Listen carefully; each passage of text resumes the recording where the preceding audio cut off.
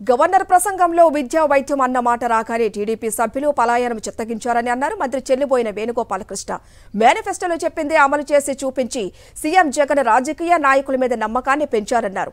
మీకు మంచి చేస్తేనే నాకు ఓటు వేయండి అన్నారంటే అది సీఎం జగన్ చిత్తశుద్ధికి నిదర్శనమన్నారు. పేదవారికి మంచి చేసే వారిని ఓడిస్తానన్న చంద్రబాబుకు వచ్చే ఎన్నికల్లో కనపడడు అన్నారు మంత్రి చెల్లిబోయిన. పేదవాడు భద్రతతో బతుకుతుంటే అది చూసి తట్టుకోలేక పేదరికం 11.7% ఉంటే ఈవేళ ఇది రెండంకెల పేదరికం ఒక అంకెకి వచ్చి 4% తగ్గిందనంటే ఇది కదా పాలన, ఇది కదా రాజ్యాంగం మనకు చెప్పింది, ఇది కదా రాజ్యాంగ నిర్మాత కోరుకున్నటువంటి పరిపాలన. ఈ పాలన మీద దుష్ట చతుష్టయం అనొచ్చు. ఎవరైతే కొంతమంది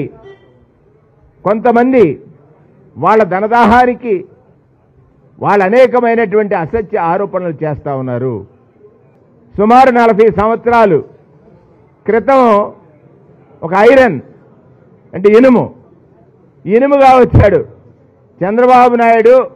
తన మామగారు పెట్టినటువంటి పార్టీని లాక్కున్నాడు, ఇనప ముక్కగా తుప్పు పట్టేశాడు. ఈ రాష్ట్రంలో ఉన్న అన్ని వ్యవస్థల్ని, ఒక్క వ్యవస్థ కాదు, ఈ దేశానికి 4 పిల్లర్స్ ఉన్నాయి. ఒకటి న్యాయ వ్యవస్థ, రెండవది రాజకీయ వ్యవస్థ, మూడవది అధికార వ్యవస్థ, నాలుగవది మీడియా వ్యవస్థ. అన్ని పిల్లర్ని కూడా తుప్పు పట్టించేశాడు.